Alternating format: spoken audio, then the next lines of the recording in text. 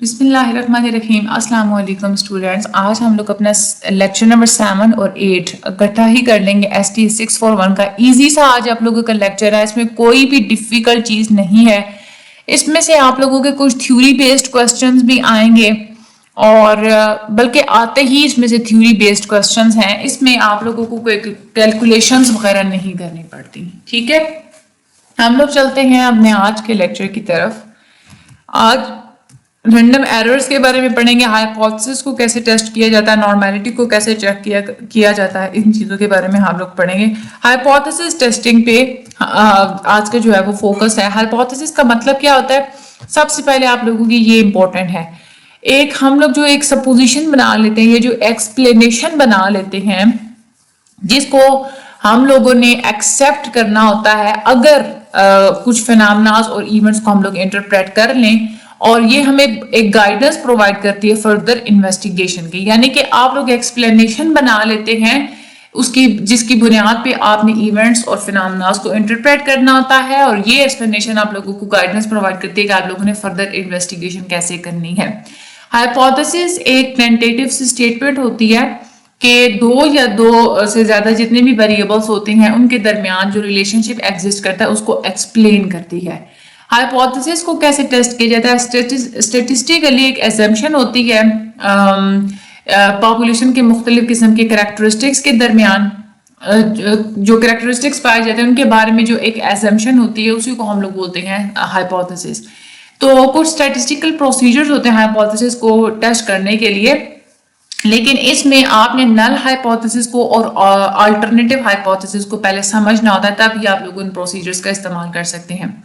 सबसे पहले हम देते हैं नल हाइपोथेसिस क्या होता है। वो हाइपोथेसिस जो ये कहता है कि दो या दो से ज्यादा वेरिएबल्स के दरमियान कोई भी रिलेशनशिप एग्जिस्ट नहीं करता, उसको हम लोग नल हाइपोथेसिस कहते हैं। जो नल हाइपोथेसिस होता है उसके लिए हम लोग टिपिकली इक्वल साइन का इस्तेमाल करते हैं, और इसको हम लोग डिनोट करते हैं H0 का। H0 से हम लोग इसको डिनोट करते हैं। ठीक है, ये बात आप लोगों ने याद रखनी है। इक्वल साइन किसके लिए इस्तेमाल होता है, नल हाइपोथेसिस के लिए इस्तेमाल होता है। अच्छा, आगे हम लोग चलते हैं। अल्टरनेट हाइपोथेसिस क्या होता है। अल्टरनेटिव हाइपोथेसिस आपको बताता है कि ये दो या दो से ज्यादा जितने भी वेरिएबल्स हैं उनके दरमियान कोई ना कोई रिलेशनशिप एग्जिस्ट करता है। इसकी जो मैथमेटिकली अगर हम लोग बात करें तो अल्टरनेटिव हाइपोथेसिस के लिए हम लोग इन इक्वालिटी का या नॉट इक्वल का सिंबल यूज करते हैं, और इसको हम लोग HA से या H1 से हम लोग इसको डिनोट करते हैं। तो ये भी आप लोगों को बहुत इंपॉर्टेंट है। अब फॉर एग्जाम्पल आपने एक हाइपोथेसिस बनाना है कि जिन बच्चों का IQ लेवल हायर होगा, सॉरी आप लोग ये एक हाइपोथेसिस बना लेते हैं कि जो बच्चे ऑयली फिश खाते हैं तो उनका कुछ टाइम पीरियड के लिए IQ जो है वो हायर हो जाता है। तो इसके लिए आप दो तरह के हाइपोथेसिस बनाएंगे, नल हाइपोथेसिस भी और अल्टरनेट हाइपोथेसिस भी। नल हाइपोथेसिस में आप ये कहेंगे कि वो बच्चे जो कि ऑयली फिश खाएं 6 माह तक, उनका जो IQ है वो हायर नहीं होगा। अब लोग यही कह रहे हैं नल हाइपोथेसिस में कि कोई रिलेशनशिप एग्जिस्ट नहीं करता, और अल्टरनेटिव हाइपोथेसिस में आप ये कहेंगे कि जो बच्चे 6 माह तक ऑयली फिश खाते रहें तो उनका जो IQ है वो हायर होगा। ठीक है, अब हम यहाँ पे अगर हम लोग स्टैटिस्टिकल मेथड का इस्तेमाल करें तो इसमें हम लोग पॉपुलेशन के मीन के साथ इसको कंपेयर करते हैं। ठीक है, हमेशा हम लोग अपना जो भी हाइपोथेसिस हम लोग देखना होता है हम लोग वहां पे कंपैरिजन हमेशा मीन के साथ करते हैं। अब फॉर एग्जांपल हम लोग ये कहते हैं कि जो हमारा H0 है, ठीक है, यानी कि जो नल हाइपोथेसिस है वो ये कहता है कि मीन की जो एक एवरेज इंटेलिजेंस होती है, एवरेज इंटेलिजेंस वैसे 100 होती है, ठीक है, कि जो मीन इंटेलिजेंस है उसमें कोई इंक्रीज नहीं होगा। यानी कि आप लोग वहां पे क्या कहेंगे, H0 यानी कि जो आप लोगों का मीन है वो कितना रहेगा, 100 ही रहेगा, वो चेंज नहीं होगा। ठीक है, लेकिन आप अपने जो अल्टरनेटिव हाइपोथेसिस है उसमें आप लोग ये कहते हैं कि जो बच्चे हैं उनके मीन इंटेलिजेंस में इंक्रीज आएगा, यानी कि जो मीन है वो ग्रेटर देन 100 हो जाएगा। ये आप लोग H1 यहाँ पे बता देते हैं। इस तरह से आप लोग टर्म्स का इस्तेमाल करते हैं। अब यहाँ पे देखिए हम लोग पहले ही पढ़ चुके हैं ना कि H नॉट जो होता है नल हाइपोथेसिस में इक्वल साइन का इस्तेमाल होता है, क्योंकि वहां पे हम लोग कह रहे होते हैं कि चीज इक्वल ही रहेगी, वो चेंज नहीं होगी। लेकिन जो हमारे जो दूसरा ऑल्टरनेटिव हाइपोथेसिस होता है उसमें हम लोग यहाँ पे देखें ग्रेटर देन या स्मॉलर देन का जो साइन होता है वो हम लोग इस्तेमाल कर रहे हैं। यहाँ पे देखें, यहाँ पे ग्रेटर देन का इस्तेमाल हो रहा है, इनइक्वालिटी का साइन है ना ये। अच्छा, आगे हम लोग चलते हैं टाइप्स ऑफ एरर्स। जब भी आप लोग हाइपोथेसिस को टेस्ट कर रहे होते हैं तो आप कुछ गलतियां भी कर देते हैं। हाइपोथेसिस टेस्टिंग का मकसद क्या होता है, क्यों हम लोग टेस्ट करते हैं?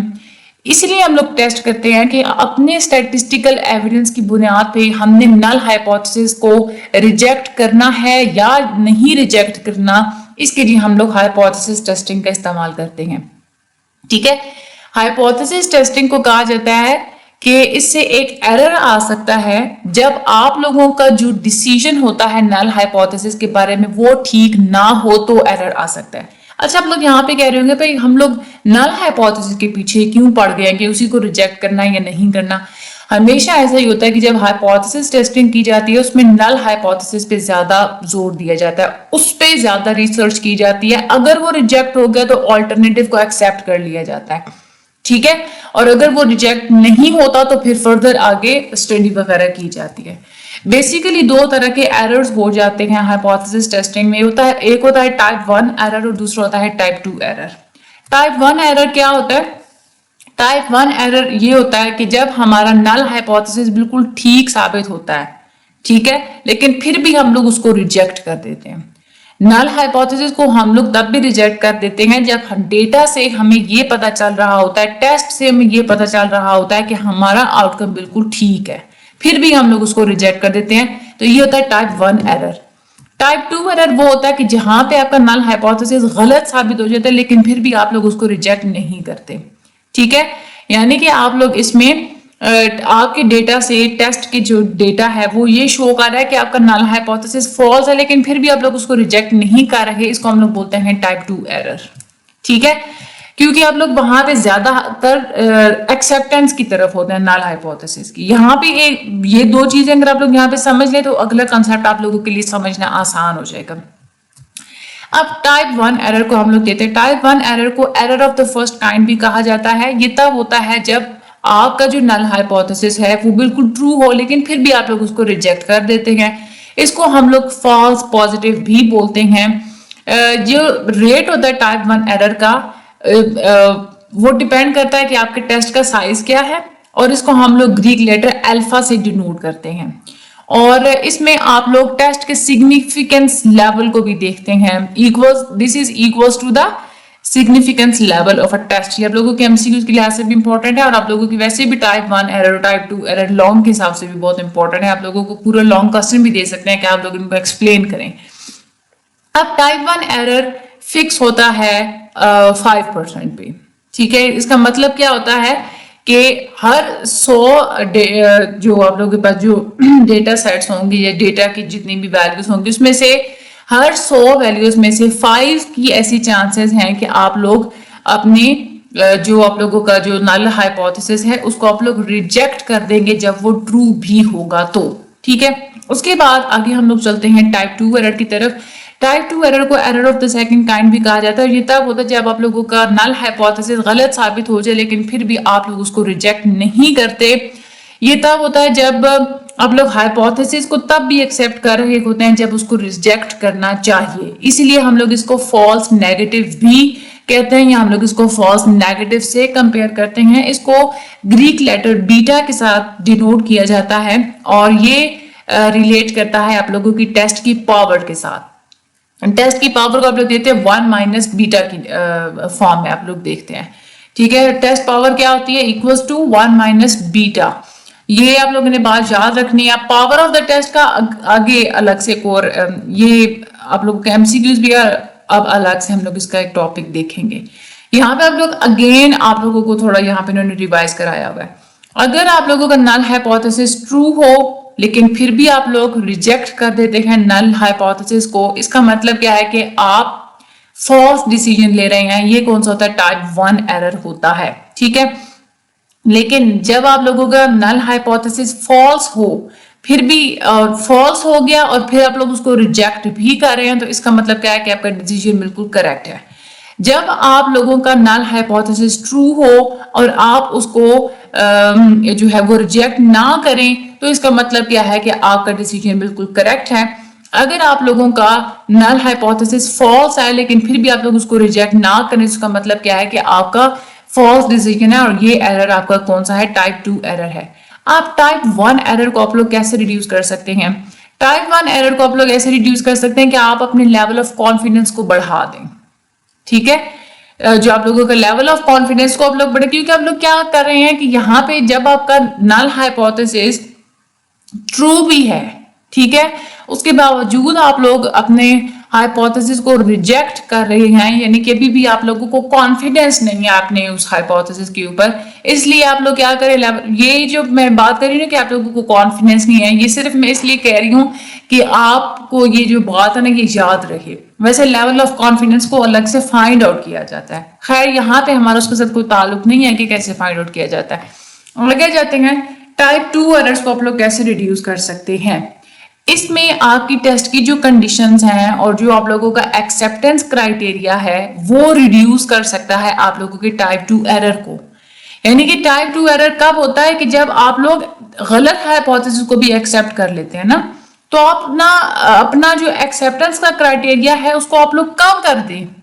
ठीक है, लेकिन इससे फिर क्या होगा कि आपका जो नल हाइपोथेसिस को जो रिजेक्ट करने का जो नंबर ऑफ टाइम्स होंगे वो बढ़ जाएंगे। ठीक है, लेकिन जब आप लोग ज्यादा दफा आप नल हाइपोथेसिस को रिजेक्ट करने लगेंगे तो इसकी वजह से फिर टाइप 1 एरर हो सकता है, क्योंकि टाइप 1 एरर में ही आप लोग ज्यादातर नल हाइपोथेसिस को रिजेक्ट कर रहे होते हैं। तो इसके लिए फिर आगे वो हमें क्या बताते हैं, टाइप 2 एरर और पावर की हम लोग यहाँ पे बात करते हैं। ज्यादातर टाइप 1 एरर का यही है कि आप लोग अपना लेवल ऑफ कॉन्फिडेंस बढ़ा दें। टाइप 2 एरर का ये एक तरीका है कि आप अपने जो नंबर ऑफ टाइम्स है ना नल हाइपोथेसिस को रिजेक्ट करने की उसको बढ़ा दें, लेकिन उससे क्या होता है कि टाइप 1 एरर हो सकता है। इसलिए यहाँ पे दूसरा तरीका ये होता है कि आप लोग पावर का इस्तेमाल करें। पावर का मतलब क्या होता है, जब आप लोगों का ऑल्टरनेटिव हाइपोथेसिस ट्रू हो तो नल हाइपोथेसिस को रिजेक्ट करने की प्रोबेबिलिटी को हम लोग पावर बोलते हैं। तो पावर का यहाँ पे फॉर्मूला होता है 1 minus probability of type 2 error. ठीक है, यहाँ पे जो आप लोगों का पी टाइप 2 एरर है इसको मिनिमाइज करने के लिए आप लोग अपनी जो पावर होती है टेस्ट की उसको आप लोग मैक्सिमाइज कर देंगे, यानी कि नल हाइपोथेसिस को जो रिजेक्ट करने की प्रोबेबिलिटी है उसको बढ़ा देंगे। पावर हम लोग यही कहते हैं ना कि जो नल हाइपोथेसिस को रिजेक्ट करने की प्रोबेबिलिटी होती है उस प्रोबेबिलिटी को आप लोग बढ़ा दें। पावर अब डिपेंड करती है आपकी ऑल्टरनेटिव हाइपोथेसिस की वैल्यू के ऊपर। ये चीज यहाँ पे आप लोग याद कर लेनी है, ये आप लोगों की शॉर्ट क्वेश्चन के लिहाज से भी बड़ी इंपॉर्टेंट है। जो पी वैल्यू को ही हम लोग कहते हैं पावर ऑफ द टेस्ट। ठीक है, और ये भी आप लोगों के रिग्रेशन एनालिसिस में मौजूद होती है। जो हम लोग ने पिछला रिग्रेशन एनालिसिस पढ़ा था ना, इसमें ये देखें हम लोगों ने जो कैलकुलेशन की थी इसमें आप लोगों की ये पी वैल्यू आ रही है। तो आपको आपका इंस्ट्रक्टर एक्स और वाई की वैल्यूज दे सकता है और आप लोगों को ये कह सकता है कि आप लोग बताएं कि यहाँ पे आपने एक्सेप्ट करना है या रिजेक्ट करना है हाइपोथेसिस वगैरह को। तो वहां पे आप लोगों ने क्या करना है, अपने इस रिग्रेशन एनालिसिस के थ्रू पी वैल्यू को देखना है और उसकी बुनियाद पे आप लोगों ने बताना है कि आप लोगों ने एक्सेप्ट करना है या रिजेक्ट करना है। कैसे बताना है उसके लिए कुछ कंडीशन होती है, वो हम लोग आगे चल के पढ़ते हैं। पी वैल्यू आपको बताता है कि उस एविडेंस की स्ट्रेंथ जो आप लोगों का सैंपल डेटा प्रोवाइड कर रहा होता है अगेंस्ट द नल हाइपोथेसिस, यानी कि नल हाइपोथेसिस के खिलाफ जो आपको एविडेंसेस मिल रहे होते हैं उसको हम लोग बोलते हैं पी वैल्यू। ठीक है, तो आप लोगों की जो पी वैल्यू जितनी ज्यादा बड़ी होगी उसका मतलब क्या है कि आपके पास स्ट्रेंथ ज्यादा है, आपके पास एविडेंस ज्यादा है नल हाइपोथेसिस को रिजेक्ट करने का। आगे हम लोग यहाँ पे चलते हैं, रिजल्ट्स को कैसे इंटरप्रेट किया जाता है। एविडेंस जो होता है ना, आप लोगों ने उसकी वेटिंग करनी होती है, इंटरप्रेट करना होता है। जो आप लोगों को एविडेंस मिलते हैं नल हाइपोथेसिस के खिलाफ, उसकी बुनियाद पे आप लोगों ने डिसाइड करना होता है कि आपने एच नॉट को रिजेक्ट करना है या रिजेक्ट नहीं करना। अच्छा, अगर तो आप लोगों की पी वैल्यू जो आप लोग टेस्ट के लिए इस्तेमाल कर रहे हैं, एच नॉट को टेस्ट करने के लिए जो आप लोगों के पास पी वैल्यू आई है, अगर वो है आपके पास लेस देन 1.0, इसका मतलब क्या है कि आपके पास थोड़ा बहुत एविडेंस है कि आप लोगों का जो नल हाइपोथेसिस है वो फॉल्स है, आप लोग उसको रिजेक्ट कर दें। अगर आप लोगों के पास ये वैल्यू आ जाती है पी वैल्यू 0.05, तो आप लोगों के पास स्ट्रॉन्ग एविडेंस है कि आप लोगों का एच नॉट बिल्कुल फॉल्स है। अगर आप लोगों के पास ये वैल्यू आ जाती है लेस देन 0.01, इसका मतलब है कि बहुत ही ज्यादा स्ट्रॉन्ग एविडेंस है, एच नॉट फॉल्स है। और अगर आप लोगों की वैल्यू 0.001 आ जाती है तो इसका मतलब क्या है कि एक्सट्रीमली स्ट्रॉन्ग एविडेंस है आपका कि आप लोगों का जो एच नॉट है वो क्या है, फॉल्स है। ठीक है, तो आप लोगों ने ये वाली जो कंडीशंस है ये अच्छे से याद करनी है, ये आप लोगों के एमसीक्यूज के लिहाज से बहुत ज्यादा इंपॉर्टेंट है। अब हम लोग आगे बात करते हैं सिंपल हाइपोथेसिस कौन से होते हैं और कंपोजिट हाइपोथेसिस कौन से होते हैं। सिंपल हाइपोथेसिस वो होता है जिस हाइपोथेसिस में आप लोग बता रहे होते हैं कि जितने भी पैरामीटर्स चाहिए होते हैं वो सारे ही आप लोग स्पेसिफाई कर रहे होते हैं, यानी कि जिन पैरामीटर्स की बुनियाद पे, जिन चीजों की बुनियाद पे आपने हाइपोथेसिस बनाया होता है वो सारे के सारे आप लोग एग्जैक्टली बता रहे होते हैं, वो आप लोग का सिंपल हाइपोथेसिस होता है। फॉर एग्जाम्पल आप लोग ये कहते हैं कि कॉलेज स्टूडेंट्स की जो हाइट है वो नॉर्मली डिस्ट्रीब्यूटेड है, variance is equal to 4k, ये वेरिएंस का साइन होता है। ठीक है, sigma square is equal to 4k। और जो हाइपोथेसिस है इसका मीन आप लोग कहते हैं कि इसका मीन है 62। ठीक है, अब यहाँ पे एक सिंपल सा हाइपोथेसिस में आप लोगों ने मीन और वेरिएंस दोनों ही बता दिए नॉर्मल डिस्ट्रीब्यूशन के बारे में। दूसरा जो आप लोगों का हाइपोथेसिस होता है that is a composite hypothesis, वो हाइपोथेसिस जो कि सिंपल नहीं होता, जिसमें आप लोग तमाम के तमाम पैरामीटर्स को अच्छे से स्पेसिफाई नहीं कर रहे होते, उनकी आप लोग एग्जैक्ट वैल्यूज नहीं बता रहे होते, उसको हम लोग कंपोजिट हाइपोथेसिस बोलते हैं। फॉर एग्जाम्पल आप लोग एक हाइपोथेसिस अगर ये बना देते हैं कि वेरिएंस जो है वो 4 है लेकिन जो मीन है वो ग्रेटर देन 62 है। अब मीन के लिए आपने एग्जैक्ट वैल्यू नहीं बताई, आपने ग्रेटर देन 62 बताते तो ग्रेटर देन 62 में तो बहुत सारी वैल्यूज आ सकती हैं। इसी तरह से आप लोग अगर दूसरी तरफ ये कह देते हैं कि मीन 62 है और जो वेरिएंस है वो स्मॉलर देन 4 है, अब स्मॉलर देन 4 की भी कोई आप लोग के पास एग्जैक्ट वैल्यू नहीं आ सकती, तो ये आप लोगों का कॉम्पोजिट हाइपोथेसिस होता है, क्योंकि आप लोगों को एग्जैक्टली नहीं पता कि आप लोगों के पॉपुलेशन में एग्जैक्ट डिस्ट्रीब्यूशन क्या है। ये जो आप लोगों ने पैरामीटर्स इस्तेमाल किए, मीन इज ग्रेटर देन 62 या वेरिएंस इज स्मॉलर देन 4, इसमें एक से ज्यादा वैल्यूज आ सकती हैं, इसलिए आपके पास कोई स्पेसिफाइड वैल्यूज नहीं है जो आपने असाइन करनी हो। आगे हम लोग बात करते हैं क्रिटिकल रीजन या रिजेक्शन रीजन। क्रिटिकल रीजन या रिजेक्शन रीजन वो रीजन होता है, वैल्यूज का वो सेट होता है कि जब आप लोग टेस्ट कर रहे होते हैं ना, ठीक है, तो आप लोगों के पास टेस्ट स्टेटिस्टिक्स में जो वैल्यूज आती हैं उसमें आप लोग देखना होता है कि वैल्यूज आप लोगों के ग्राफ के किस रीजन में आएंगी। वो रीजन जिसमें आपका जो नल हाइपोथेसिस होता है वो रिजेक्ट हो जाए, यानी कि वो रीजन जिसमें अगर आप लोगों के नल हाइपोथेसिस की टेस्ट की वैल्यू आ जाएगी तो वो रीजन, वो जो आप लोगों का नल हाइपोथेसिस वो रिजेक्ट हो सकता है, उसको हम लोग क्रिटिकल रीजन बोलते हैं। ठीक है, इसमें आप लोग दो रीजन्स में पार्टीशन कर देते हैं। एक रीजन को आप लोग बोलते हैं क्रिटिकल रीजन, यानी वो रीजन होता है जिसमें आप लोगों का जो नल हाइपोथेसिस होता है वो रिजेक्ट हो जाता है, और जो दूसरा रीजन होता है उसमें आप लोगों का नल हाइपोथेसिस रिजेक्ट नहीं होगा। अब वो कौन सा रीजन होता है वो हम लोग आगे चल के देखते हैं। आप लोगों की टेस्ट की कोई भी वैल्यू आई है अगर तो वो आप लोगों के क्रिटिकल रीजन का मेंबर है, इसका मतलब है आप लोग कंक्लूड कर लेंगे कि हमारा जो एच नॉट है, जो नल हाइपोथेसिस है वो रिजेक्ट हो चुका है। और अगर वो क्रिटिकल रीजन का मेंबर नहीं है तो आप लोग ये कहेंगे कि वो एच नॉट से जो है वो हमारा रिजेक्ट नहीं हुआ। क्रिटिकल रीजन कौन सा होता है? लेफ्ट साइड की बात करें तो क्रिटिकल रीजन आप लोगों को ये होता है, ये आप लोगों को क्रिटिकल रीजन है। अगर आप लोगों की टेस्ट की वैल्यू इस रीजन के दरमियान कहीं आ गई तो आप लोगों का जो नल हाइपोथेसिस है वो रिजेक्ट हो जाएगा। राइट साइड की बात करें तो आप लोगों का क्रिटिकल रीजन ये होता है, अगर आप लोगों की टेस्ट की वैल्यू इस रीजन के दरमियान आ गई जिसका मतलब क्या है कि आप लोगों का नल हाइपोथेसिस रिजेक्ट हो जाएगा। दो रीजन की बात करें तो ये दो क्रिटिकल रीजन होते हैं। अच्छा, यहाँ पे मैं एक और चीज आप लोगों को बता देती हूँ, ये है ना क्रिटिकल रीजन, ठीक है। बाकी ये वाला जो सारा ये क्या है, एरिया ऑफ सिग्निफिकेंस, ठीक है, ये लेवल ऑफ सिग्निफिकेंस। इस तरह से ये क्रिटिकल रीजन है, तो ये क्या आप लोगों का लेवल ऑफ सिग्निफिकेंस। और ये अगर दो क्रिटिकल रीजन था तो इसके दरमियान में जितना भी एरिया है ये है level of significance. Level of significance के एरिया के अंदर जब भी आप लोगों की वैल्यू आती है तो आप लोग अपने नल हाइपोथेसिस को रिजेक्ट नहीं कर सकते।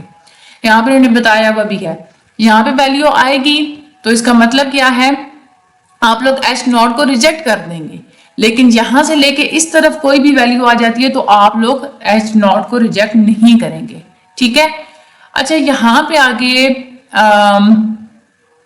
इन्होंने जो है वो बताया हुआ है कुछ level of significance alpha and the rejection region. ये इन्होंने बताया हुआ कि ये वाले जो रीजन होते हैं ना अल्फा, ये जो दूसरा रीजन है, ये मैं आप लोगों को पहले ही बता चुकी हूँ कि ये वाला लेवल ऑफ सिग्निफिकेंस होता है, ये आप लोगों के रिजेक्शन रीजन्स होते हैं। इसमें बस इतनी सी बात उन्होंने बताई हुई है और इसमें तो कोई बात करने वाली है नहीं। ये अगेन यहाँ पे उन्होंने रिपीट कर दिया कि यहाँ पे अगर आप लोगों के आ जाए वैल्यूज तो रिजेक्ट कर देगा, एच नॉट रिजेक्ट हो जाएगा। ठीक है, इस इधर आ जाए अगर या फिर इधर आ जाए तो ठीक है, और अगर इसके दरमियान आ जाए तो आप लोगों का एच नॉट रिजेक्ट नहीं होगा। यहाँ पे उन्होंने बताया हुआ है कि एच नॉट के लिए इक्वल का साइन इस्तेमाल होता है और एच वन के लिए यहाँ पे नॉट इक्वल का साइन इन्होंने यूज किया, ये हम लोग पहले भी पढ़ चुके हैं। यहाँ पे एच नॉट के लिए इन्होंने इक्वल का साइन यूज किया और एच वन के लिए यानी कि अल्टरनेटिव हाइपोथेसिस के लिए इन्होंने ग्रेटर का रीजन इस्तेमाल किया है। ठीक है, आगे हम लोग चलते हैं। ये बात आप लोगों ने याद रखनी है एमसीक्यूज के लिहाज से कि अगर आप लोग जब बात करते हैं ना कि आपका रिजेक्शन रीजन राइट की तरफ हो तो वहां पे आप लोगों ने H1 के लिए कौन सा साइन इस्तेमाल करना होता है, ग्रेटर का। ठीक है, और जहां पे आप लोगों का जो रिजेक्शन रीजन लेफ्ट वाला होता है वहां पे H1 के लिए आप लोग कौन सा साइन इस्तेमाल करते हैं, स्मॉलर का। ठीक है, ये इतनी सी बात आप लोगों ने याद रखनी है बस। ये था आप लोगों का टोटल लेक्चर। इसमें आप लोगों को याद होना चाहिए कि लेफ्ट टेल ये जो होता है ना टेस्ट, ये राइट टेल टेस्ट होता है जिसमें राइट साइड पे आप लोग रिजेक्शन रीजन को देखते हैं। राइट टेल टेस्ट में क्या होता है, आप लोगों ने कौन सा साइन यूज करना होता है अपने H1 के लिए, ग्रेटर का, और लेफ्ट टेल के लिए आप लोगों ने H1 के लिए कौन सा साइन इस्तेमाल करना है, स्मॉलर का। ये चीजें, और जो टू टेल टेस्ट होता है, टू टेल टेस्ट यानी कि जिसमें दोनों ही टेल्स आप लोग इकट्ठी बता रहे होते हैं, इस साइड पे भी इस साइड पे, वहां पे आप लोगों ने H1 के लिए कौन सा साइन इस्तेमाल करना था, नॉट इक्वल का। ठीक है, ये तीनों कंडीशंस आपको अच्छे से पता होनी चाहिए। ठीक है। अच्छा, यहाँ पे बहुत सारे जो स्टूडेंट्स होते हैं उनका ये यहाँ पे एक सवाल होता है कि भाई हम लोग जब कैलकुलेशंस कर तो लेते हैं आपने MS एक्सेल में, लेकिन यहाँ पे हमने एग्जाम सॉफ्टवेयर में इसको पेस्ट कैसे करना है। आप लोगों ने सिंपली क्या करना है, फॉर एग्जांपल अगर आप लोगों को आपके इंस्ट्रक्टर ये कहा था कि आप हमें फ्रीक्वेंसी डिस्ट्रीब्यूशन टेबल ड्रॉ करके दिखाएं, आप लोगों ने एक्सेल में सारा फ्रीक्वेंसी डिस्ट्रीब्यूशन टेबल आप लोगों ने ड्रॉ किया। ड्रॉ करने के बाद आपने यहाँ से सिंपली अपने टेबल को सारा सिलेक्ट करके Ctrl+C प्रेस करना है। Ctrl+C प्रेस करने के बाद आपने अपना एग्जाम सॉफ्टवेयर ओपन करना है। फॉर एग्जाम्पल मैंने यहाँ पे अपना MS वर्ड ओपन किया हुआ है, लेट सपोज ये मेरा एग्जाम सॉफ्टवेयर है। यहाँ पे जाके मैंने अपना Ctrl+V प्रेस करूंगी तो ये आप लोगों के पास आपका जो डेटा होता है ना वो यहाँ पे आपका पेस्ट हो जाएगा। ठीक है, पेस्ट करने के बाद अब आप लोगों ने थोड़ा सा यहाँ पे इलेबोरेट कर देना, थोड़ा सा आप लोगों ने मेथड बता देना है कि आपने कैसे कैसे किया, क्लास मिड पॉइंट्स को आप लोगों ने कैसे कैलकुलेट किया। आप लोग यहाँ पे लिख देंगे कि मैंने I have calculated the class mid points by taking the sum of class limits and then divided by 2। ठीक है, फिर उसके बाद आपने बता देना कि आप लोगों ने रिलेटिव फ्रीक्वेंसी को कैसे कैलकुलेट किया। आप लोगों ने बताना है कि I calculated the relative frequency by dividing each frequency with the total number of frequencies। ठीक है, फिर आप लोगों ने बताना है आप लोगों ने परसेंटेज को कैसे कैलकुलेट किया था। I have calculated the percentage by simply multiplying the relative frequency with 100। ठीक है, इस तरह से आप लोग सारा जो आप लोगों के जो मेन पॉइंट्स होते हैं ना, जैसे आप लोगों ने कैलकुलेशंस की हुई होती हैं, वो आप लोगों ने साथ मेन पॉइंट्स यहाँ पे बता देने होते हैं साथ इंस्ट्रक्टर को। ठीक है, तो ये आप लोगों ने इस तरह से अपने सारे जितने भी और एक और बहुत ज्यादा इंपॉर्टेंट बात जो हमारे होते थे ना, हमने जो लेक्चर पढ़े थे मीन मीडियन मॉड वाले। ठीक है, फॉर एग्जाम्पल अगर आप लोगों ने किसी डेटा का जो है ना वो मीन फाइंड आउट किया, ठीक है, तो मीन आप फाइंड आउट करते हैं, फॉर एग्जाम्पल इक्वल साइन में यहाँ पे प्रेस करती हूँ, एवरेज फार्मूला होता है ना हमारा मीन फाइंड आउट करने का, मैं इन वैल्यूज का मीन फाइंड आउट करती हूँ, मैं एंटर प्रेस करती हूँ। अब आपने क्या करना है, अपना आप लोगों ने जब बताना है ना क्या आपने इन वैल्यूज का मीन फाइंड आउट किया, आप लोगों ने यहाँ पे जब मीन फाइंड आउट किया होगा तो एक तो आप लोगों ने अपना आंसर कॉपी करके वहां पे पेस्ट कर देना है, दूसरा आप इस पे डबल क्लिक करेंगे तो ये आप लोगों के पास फार्मूला आ जाता है, यहाँ पे डबल क्लिक करना है और ये सारा आप लोगों ने अपना फार्मूला सिलेक्ट कर लेना है, कंट्रोल सी प्रेस करना है और कंट्रोल सी प्रेस करने के बाद आप लोग यहाँ पे कंट्रोल वी प्रेस कर देना है, ठीक है। जो भी आपने पहले तो सारा अपने एक्सेल के अंदर आप लोगों ने पहले ड्रॉ करना है कि पूरी एक जैसे यहाँ पे वैल्यूज यहाँ पे इंटर मैंने की हुई थी ना, ऐसे इंटर करके आप अपनी वैल्यूज को एक्सेल में से कॉपी करके वहां पे पेस्ट करना ताकि इंस्ट्रक्टर को पता चले आप लोगों ने पहले इंस्ट्रक्टर में यहाँ पे कॉपी किया, आपने पहले अपना डेटा लिखा वहां से फिर कॉपी करके अपने यहाँ पे पेस्ट किया और साथ में आप लोगों ने जो आपने फॉर्मूला लगाया होता है ना उस फॉर्मूला का आप लोगों ने जो कॉपी या फार्मूला का जो आप लोगों का होता है उसको कॉपी करके आप लोगों ने सिंपली उसको पेस्ट कर देना होता है, ये भी आप लोगों ने लाजमी करना है।